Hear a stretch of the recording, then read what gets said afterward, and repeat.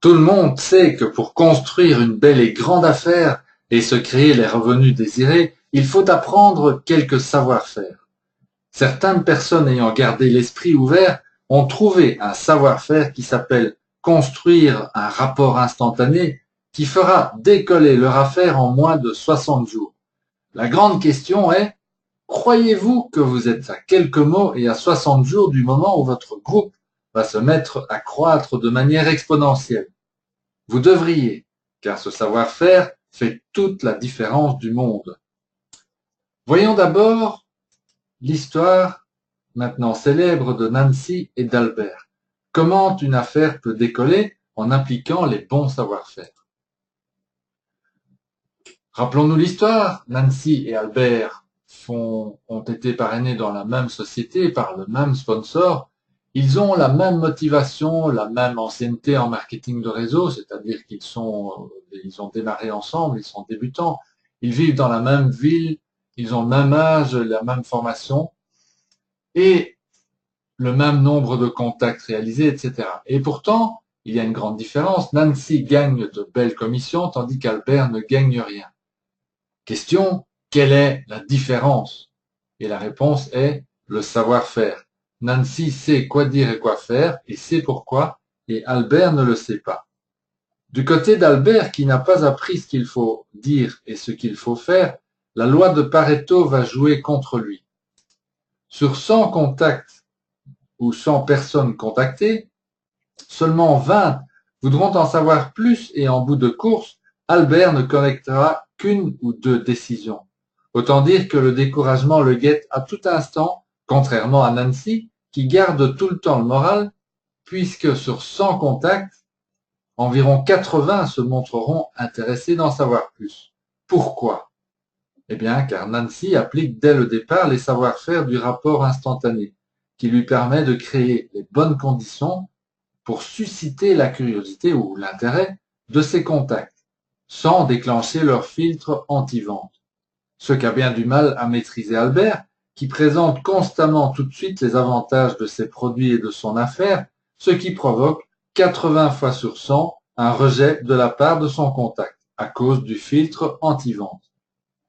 Et c'est pourquoi Albert croit dur comme fer, ce qui est sans doute le plus gros mensonge du marketing de réseau, il suffit de trouver les bonnes personnes.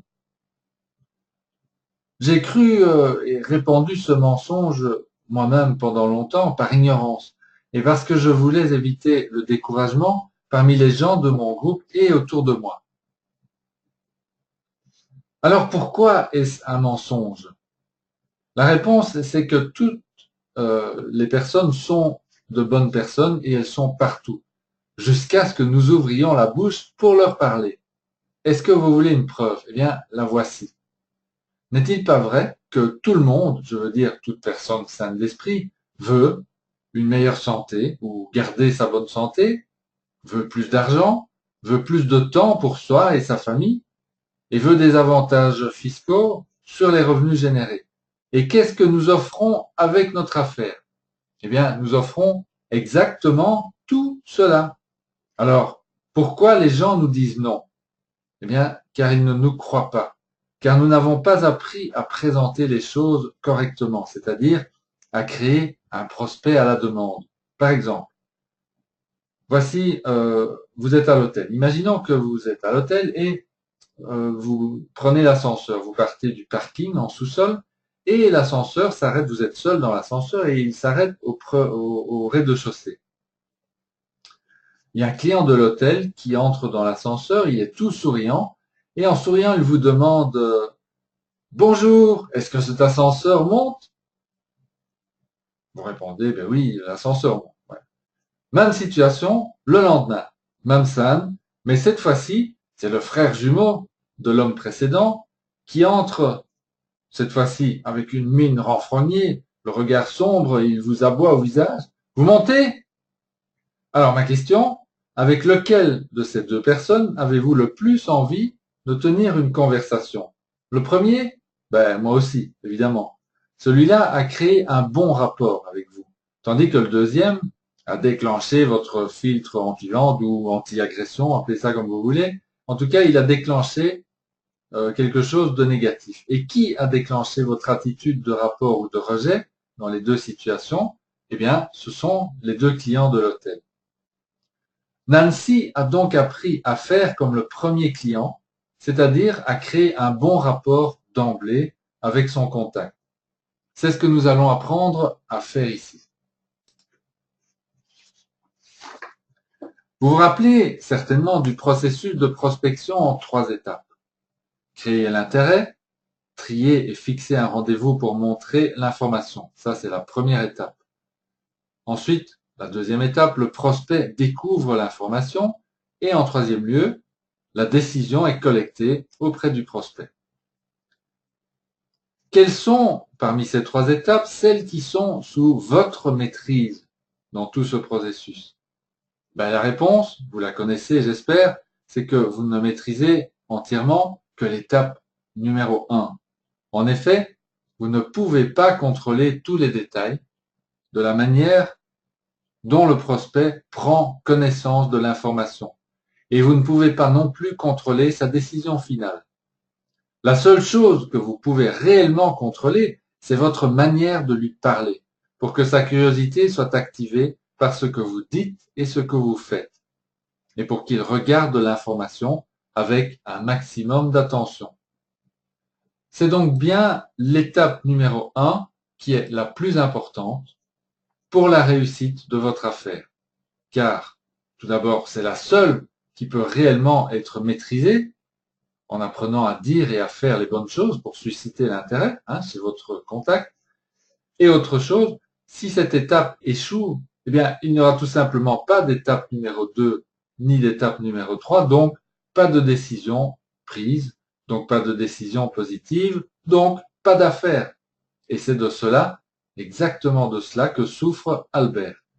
Mais maintenant, comment faire pour maîtriser cette première étape? Alors, cette étape, on vient de le voir, est critique. Est-ce que ça vous est déjà arrivé d'avoir quelqu'un venant vers vous en vous disant « Eh, dis donc, il paraît que tu as démarré une nouvelle affaire. Est-ce que tu pourrais m'en parler ?» Alors, peut-être que cela vous est arrivé une fois, peut-être même une deuxième fois, mais réfléchissez. Est-ce que vous allez construire votre affaire en attendant que des gens viennent une fois tous les 5 ans vous poser cette question? C'est rare, n'est-ce pas? Donc, il faut apprendre à amener nous-mêmes les gens à découvrir notre affaire. Alors, que faut-il dire?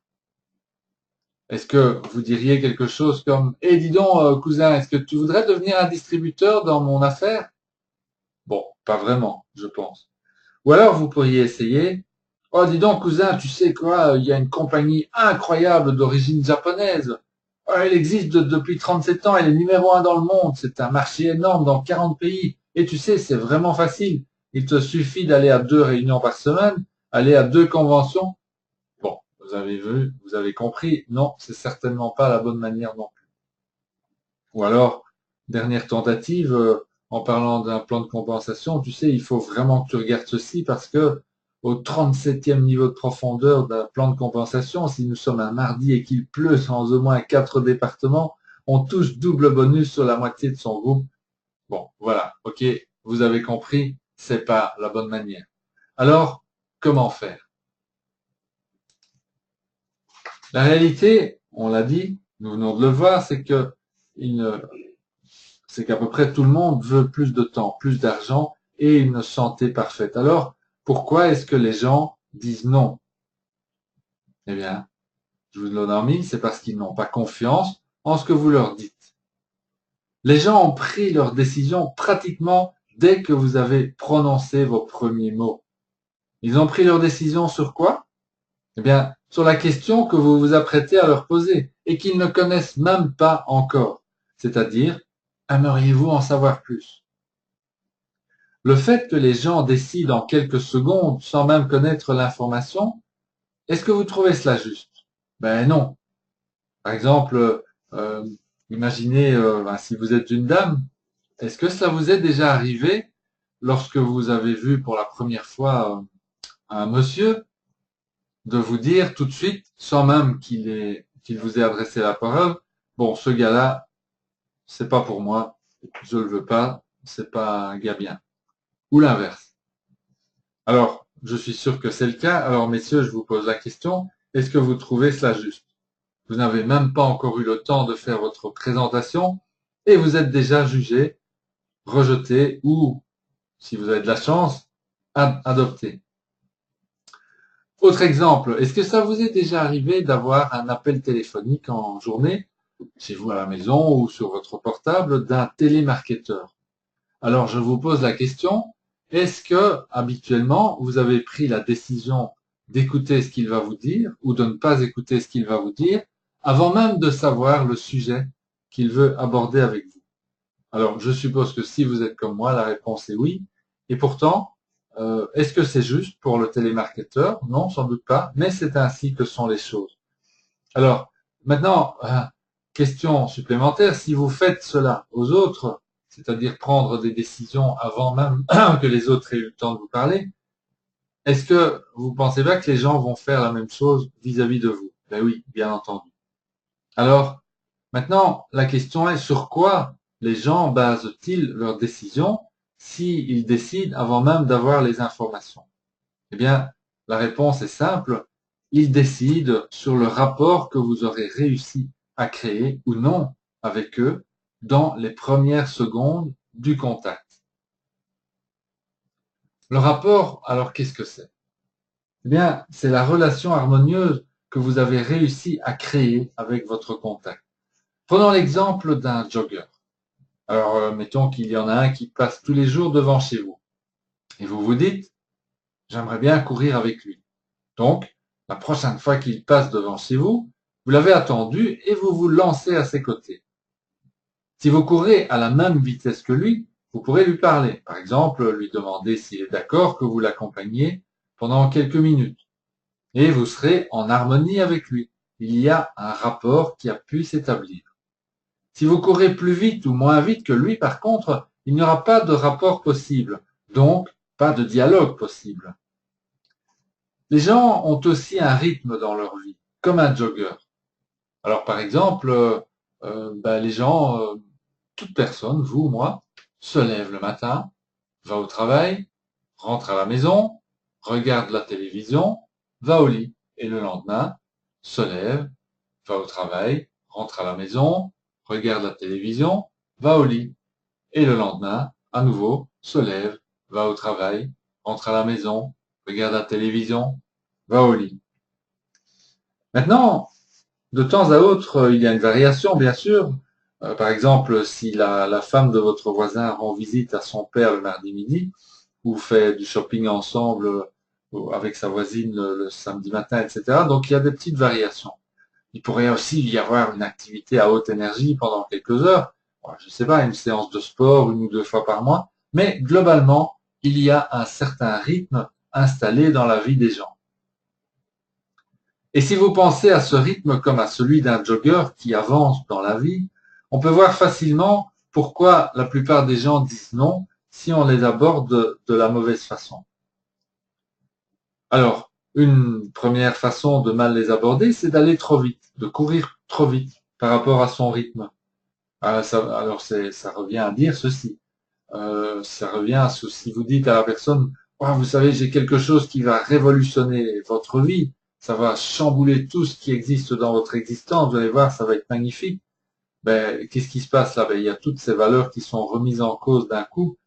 Peut-être qu'il se dit tout à coup, il entend se dire en tout cas qu'il a un job minable parce qu'il est exploité par son patron.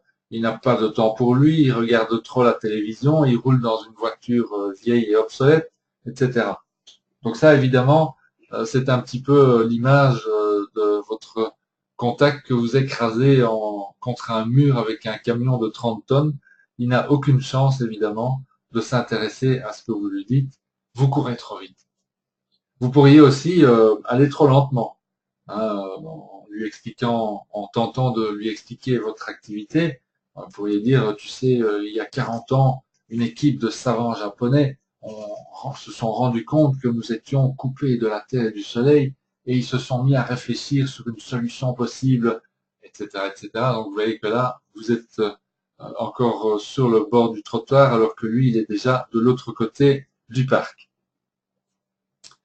Alors, maintenant, si je mets en évidence les points communs que j'ai avec mon contact, si j'ai un même travail, par exemple, où j'ai le même lieu de naissance, où j'ai le même hobby, j'ai les mêmes goûts dans certains domaines, qu'est-ce qui va se passer? Ben, votre contact va se dire certainement, waouh, il est comme moi, il me comprend, je peux donc lui faire confiance. Donc, créer du rapport veut dire créer une relation caractérisée par l'harmonie. La confiance est une condition qui est préalable à l'harmonie. Donc, rapport égale confiance et harmonie. Et créer un rapport instantané, ça revient en quelque sorte à faire en sorte que le jogger croit que vous voyez le monde de la même façon que lui. Et c'est clair que nous faisons confiance aux gens que nous croyons être comme nous. En réalité, ce n'est pas souvent conscient chez notre contact, c'est le plus souvent son subconscient qui fait ces constats et qui ne dresse donc pas de filtre anti-vente ou anti-contact, comme vous voulez, même si la discussion finit par porter sur des choses qui pourraient améliorer sa vie. Il faut donc trouver un moyen fiable de créer un rapport, mais en quelques secondes, parce que nous n'avons pas des heures devant nous. Donc, un moyen fiable de créer un rapport en quelques secondes pour que le contact prenne la décision d'aller plus loin, c'est-à-dire de regarder l'information. C'est l'étape numéro 2 de notre processus. Alors, c'est pas vraiment évident, surtout si la personne à la base ne nous connaît pas. De plus, il faut aussi respecter les autres lois de la prospection sous peine d'échec assuré pour nous à court ou à moyen terme. Et quelles sont ces lois? Eh bien, il y en a 3. La première chose, c'est que nous ne voulons pas être rejetés en tant que distributeur, sinon nous n'allons pas essayer longtemps. Tout le monde a horreur du rejet, bien entendu. Deuxième règle, on ne veut pas non plus créer d'embarras ou de pression sur notre contact, ce sont de mauvaises manières et nous ne pourrons pas très longtemps exercer notre profession dans de telles conditions. Et la troisième chose, bien entendu, il faut qu'il y ait une haute probabilité que cela fonctionne, donc de créer l'intérêt, parce que sinon, eh bien, les distributeurs, et nous aussi, nous ne l'utiliserons pas. Il faut que notre contact nous dise le plus souvent, ah bon, vraiment? Mais comment ça marche? Explique-moi. Et tout cela en moins de 15 secondes.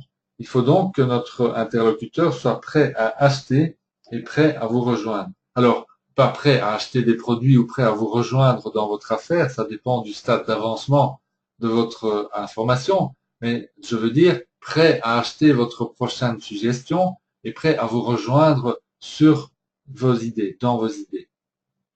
Et c'est ici qu'il y a une bonne nouvelle, parce que ce moyen existe et est même très simple et très efficace. Le voici. Supposons que vous dites à une personne employée ou salariée et qui se plaint de son salaire, oui, le gouvernement prend un gros morceau de chaque salaire. En ajoutant les autres taxes sur l'essence, les impôts fonciers, la TVA, etc., c'est encore un plus gros morceau de salaire qui s'en va. Ceci dit, quelques personnes ont trouvé un moyen de réduire leurs taxes de 100 € chaque semaine. Autre exemple, si vous dites à quelqu'un qui a 2 enfants, de 14 et 16 ans par exemple, et qui parle de plus tard les mettre à l'école, à l'université. Ah oui, l'université coûte cher. Les bonnes écoles coûtent encore plus cher. Ceci dit, quelques personnes ont trouvé un moyen de payer les études de leurs enfants sans emprunt et sans stress. Et prenons encore un troisième exemple. Quelqu'un qui se plaint de douleur. Ah oui, l'arthrite est douloureuse. Le gouvernement a retiré de dangereux médicaments du marché comme le Vioxx. Quelques personnes ont trouvé un moyen naturel d'être soulagées sans frais.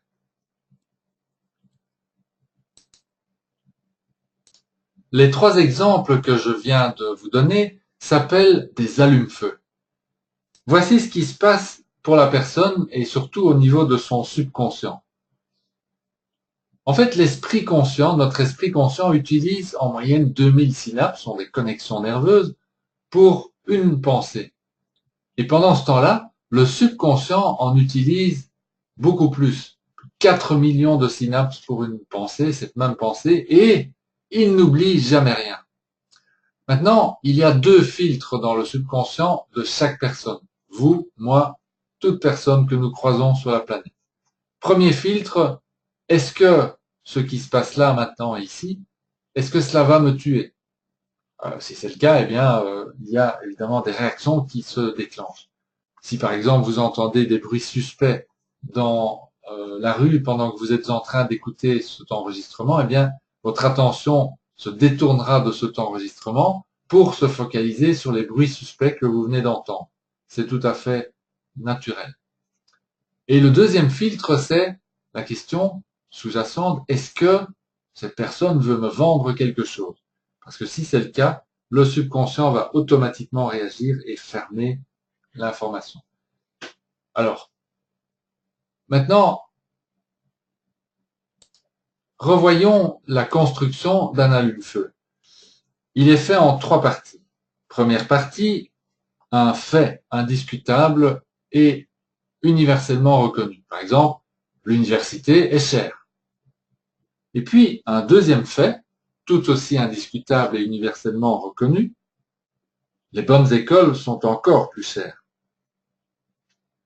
Ces faits doivent être universellement reconnus parce que sinon cela ne fonctionnera pas. Ils doivent donc être simples, clairs, directs et acceptables ou reconnaissables par tout le monde.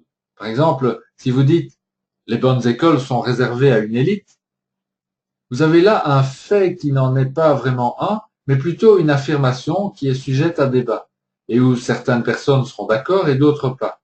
Donc, si vous avez une personne face à vous qui est d'accord, ok, ça fonctionnera, vous aurez le rapport, mais sinon, vous ne l'aurez pas, vous aurez perdu le rapport. Et puis, en troisième lieu, il y a une brève information, un bénéfice que nous voulons glisser dans l'oreille de notre contact pour éveiller sa curiosité. Par exemple, ici, quelques personnes ont trouvé un moyen de payer les études sans effort et sans stress. Et voici donc ce qui se passe à nouveau au niveau du subconscient de la personne. Lorsque le premier fait est prononcé, le subconscient, il dit, ben oui, bien sûr, il dit entrez. Il ouvre donc la porte. Lorsque le deuxième fait est prononcé, il dit, ah, ben, bienvenue, asseyez-vous. Et donc, le rapport s'établit instantanément. Et lorsque la brève information est donnée, l'esprit est ouvert, et donc, cela va augmenter la curiosité. Il va dire, entrez, asseyez-vous, et racontez-moi une histoire. Et en effet, tout le monde, personne plutôt ne résiste à une histoire, et tout le monde veut qu'on lui raconte une histoire lorsque sa curiosité est attisée. En plus, le subconscient n'oublie jamais rien, et donc il va prendre la décision de faire confiance. Et ce qui est le plus formidable et le plus incroyable, c'est que la personne ne contrôle pas cette décision de faire confiance. Alors ça, c'est peut-être incroyable pour vous, mais je vous dirais que vous fonctionnez comme ça, autant que moi. Même si vous savez cela, ça ne change rien. Cette décision de faire confiance est incontrôlable si vous avez utilisé un allume-feu qui est porteur pour la personne, pour votre interlocuteur. Maintenant, si lors de la brève information, vous dites je peux vous montrer comment envoyer vos enfants à l'université sans emprunter grâce à mon formidable plan de compensation, là, ça ne marchera pas, vous allez perdre le rapport car ça dresserait immédiatement le filtre du vendeur chez votre contact et l'effet des 2 précédents faits universellement reconnus sera annihilé. Et donc, vous aurez perdu aussi la confiance de votre contact. Par contre, si les choses sont faites correctement, en 7 secondes, le subconscient aura pris la décision de faire confiance, il aura provoqué la curiosité. Et vous entendrez quelque chose comme « Ah, tu plaisantes? Mais comment je peux faire cela ?» Alors, maintenant, quelques mots de précaution sur la construction de votre allume-feu. il y a deux pièges à éviter absolument, sous peine de perdre le rapport en déclenchant le filtre anti-vente. Par exemple, ne parlez jamais à la première personne dans votre brève information, parlez toujours à la troisième personne. Donc, si vous dites j'ai trouvé un moyen de, c'est mauvais, car vous allez déclencher le filtre anti-vente. Dites quelques personnes ont trouvé un moyen de. Autre piège, ne succombez pas à la tentation de donner trop d'informations. Moins est mieux. Si vous donnez trop d'informations, à nouveau, vous allez finir par déclencher le filtre anti-vente chez votre contact. Alors, c'est vrai qu'il est difficile de croire mentalement que trois petites phrases de la sorte vont créer la confiance dans la tête de quelqu'un. Mais pourtant, croyez-moi, cela marche dans 100% des cas, à condition bien sûr que la brève information ait un sens pour la personne à qui vous la donnez. Alors, est-ce que vous pouvez utiliser cette approche des allumes-feu partout? La réponse est oui. Vous pouvez construire des allumes-feu dans des milliers de situations différentes. L'idée étant d'en repérer une, bien sûr, qui coïncide avec une vraie préoccupation ou un vrai centre d'intérêt chez votre prospect. Par exemple, si vous avez quelqu'un en face de vous qui est préoccupé par sa santé, vous pourriez dire, les soins médicaux sont chers. Les prix ne vont pas baisser. Certaines personnes ont trouvé un moyen de les faire payer par l'État. Vous dites ça toujours, évidemment, à la troisième personne. Et vous allez sans doute, dans 8 cas sur 10, entendre « Qu'est-ce que tu veux dire payer par l'État ?» Là, vous avez créé instantanément une possibilité qui est prête à acheter votre prochaine suggestion et donc à regarder l'information que vous vous apprêtez à lui soumettre. Alors, vous pourriez trouver d'autres circonstances quotidiennes de vie, c'est pratiquement infini. Vous pourriez avoir le sujet du travail, le sujet des passe-temps, des hobbies, le sujet de l'école des enfants, le coût de la vie, etc., etc. Un autre domaine dans lequel vous pourriez construire facilement des allumes-feu, c'est le domaine des métiers. Là aussi, il y a des centaines de variantes. Nous pouvons construire des allumes-feu basés sur le métier, la construction, les entrepreneurs, les agences immobilières, le plombier, etc., etc. Et simplement, lorsque vous allez donner la brève information, au lieu de dire quelques personnes, vous allez remplacer les quelques personnes par le métier. Donc, par exemple, oui, les agents, l'immobilier tourne au ralenti. Personne ne peut prévoir quand la reprise aura lieu. Certains agents immobiliers ont trouvé un moyen de construire un excellent revenu mensuel sans abandonner leur carrière d'agent immobilier. Oui, c'est très simple. Alors donc, à la fin de la brève information, comme d'habitude, surtout ne rien dire et attendre la réaction. Si la réaction n'existe pas, s'il n'y a pas de réaction, eh bien, vous passez simplement au sujet suivant, c'est que votre contact n'a pas été sensible à votre allume-feu. Et c'est OK. Si par contre, il marque sa curiosité, là, vous avez gagné un point et vous allez pouvoir passer à l'étape suivante de l'information. Nous verrons dans le prochain enregistrement ce qu'il y a lieu de faire pour cela. En attendant, focalisons-nous encore un instant sur les allumes-feu. Apprendre à en construire n'est pas aussi difficile que ça n'y paraît au début. Il suffit simplement de se familiariser avec le style du langage. C'est vrai que nous ne sommes pas tout à fait habitués à parler comme cela. Mais je vous dirais que c'est assez facile d'acquérir cette habitude. Et il faut aussi, bien sûr, être à l'écoute attentive des problématiques de nos contacts pour pouvoir trouver un bénéfice raisonnable suivi de deux faits irréfutables sur le sujet choisi. Je vous promets qu'avec un minimum d'entraînement, vous arriverez très vite à utiliser, à construire vos allumes-feu dans le cadre de vos conversations. D'autant plus que ceux-ci ne doivent pas spécialement être parfaits. Cela fonctionne très très bien même lorsque vous avez été un petit peu approximatif dans la construction de votre allume-feu. C'est une méthode extrêmement puissante qui fonctionne bien, donc même lorsque les phrases ne sont pas tout à fait parfaites. Alors, en résumé, Nos contacts prennent leurs décisions en quelques secondes avant même que nous ayons commencé à leur parler de notre sujet principal. Pour que leur décision soit positive, c'est-à-dire qu'ils pensent OK, je ne sais pas encore ce qu'il va me dire ou ce qu'il va me proposer, mais pour la suite, ce sera oui, ou bien je ne sais pas du tout ce qu'il va me dire, mais pour la suite, ce sera non. Pour que cela arrive, donc que la décision soit positive, il faut créer avec eux un rapport instantané. L'outil le plus puissant pour construire un rapport instantané, nous l'avons vu, c'est un allume-feu. Deux faits irréfutables suivis d'un avantage, d'un bénéfice sur un sujet sensible pour notre contact. Cette méthode s'appelle donc créer le rapport instantané et a aussi d'autres avantages déterminants. Le premier d'entre eux, c'est qu'il peut être utilisé autant de fois que l'on veut avec la même personne. En effet, la personne ne se rend compte de rien du tout lorsque vous appliquez un allume-feu vis-à-vis d'elle. Et donc, c'est très intéressant parce qu'il y aura du coup aucune pression sur votre interlocuteur et donc aucun rejet de sa part non plus. C'est parfait. Nous sommes en train de respecter à la lettre les trois règles de la prospection. Et en dernier lieu, cette approche est utilisable avec tout le monde, autant dans votre marché chaud que dans votre marché froid, et c'est utilisable partout. Alors nous verrons dans un prochain enregistrement ce qu'il faut dire et ce qu'il faut faire ensuite lorsque nous aurons éveillé grâce à notre allume-feu la curiosité de notre contact. Et je terminerai en disant ceci. Il y a deux types de distributeurs dans le monde. Ceux qui comprennent que nous sommes dans une affaire basée sur des savoir-faire et qui s'entraînent, qui pratiquent et qui enseignent à leurs équipes et donc qui gagnent de l'argent.